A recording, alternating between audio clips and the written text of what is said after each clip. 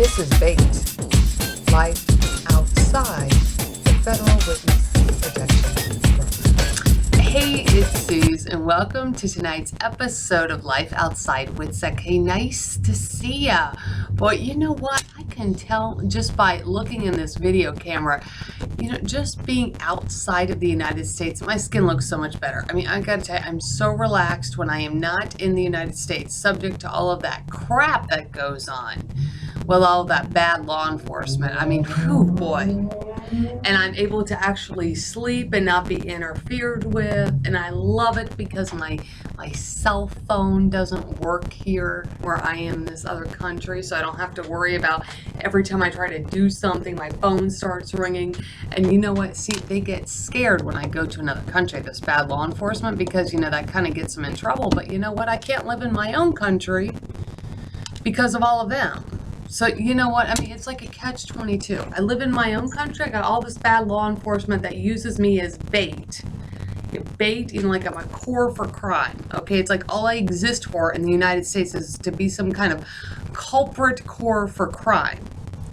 I go to another country and I can actually walk out the door and enjoy the fresh air, enjoy the sights, enjoy the scenery, enjoy just like everyday life. I mean, that is the difference between living in the United States and then living in a foreign country. Dude, and you know what? I was on kind of a rampage about 4 years ago, actually taking cruises, going to other countries because I was just trying to learn how to do it. And I was trying to learn just about other countries in general, because I was just so not anything international at all.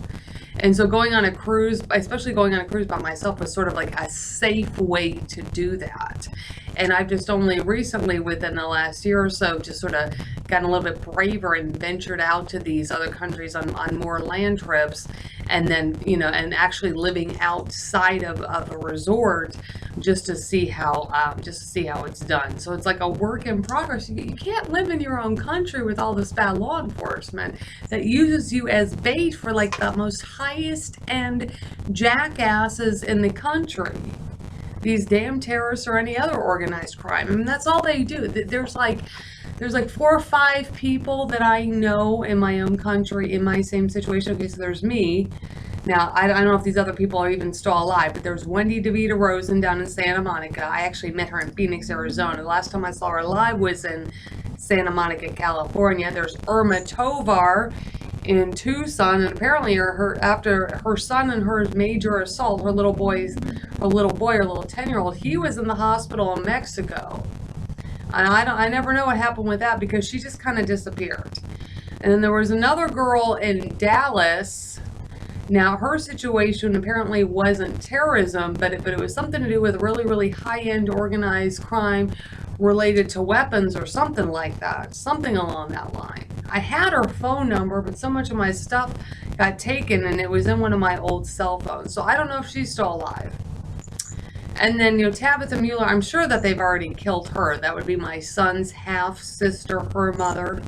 Because, they were trying to kidnap the kids and stuff and take me out after Senator Harry Reid opened up an FBI investigation 4 years ago. Yeah, open up an FBI investigation in attempts to delay any kind of prosecution of this FBI, CIA, Al-Qaeda task force. That's why I said my life and my situation is really dangerous. Okay, get the scam of the day. So that's the thing. When I'm in this other country, not much can happen. Whew, thank God, not much can happen. So, but I get an email from Matt Demmel from LRS Healthcare, and it didn't come to about, 2:40 something, 2:50 something this afternoon. And, and I'm just, if you saw my video from yesterday, I mean, you might question the fact I question the fact it's like, God, why is, usually if somebody doesn't show up for work, they call the police. Okay, so get this. This comes from Matt Demmel.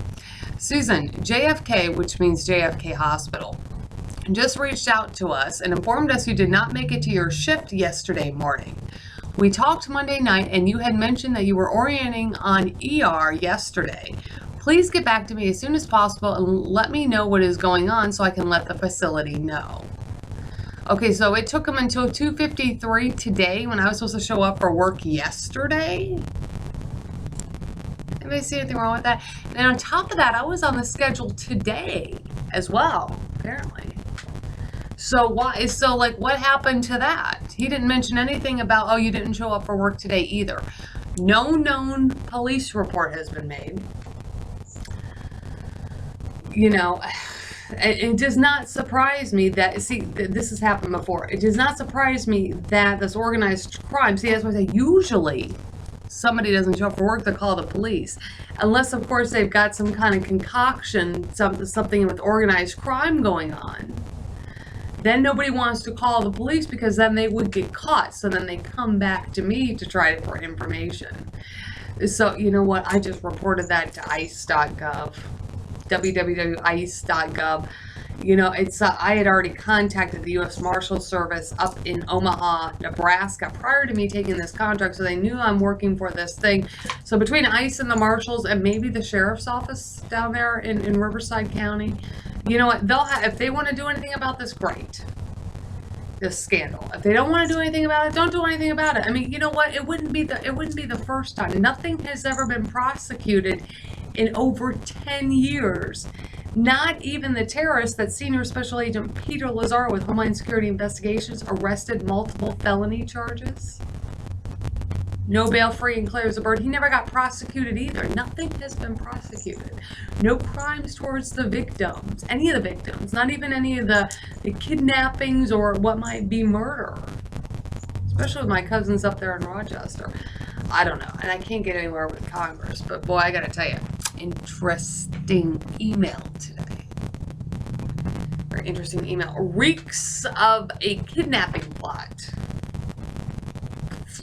I said they're trying to take me out because, you know what, I am the last, one of the last witnesses, if not the last witness, known to be alive that can identify the terrorist, and I am probably the only person that would be able to identify all of the mishandlings in every single direction over the last 10 years.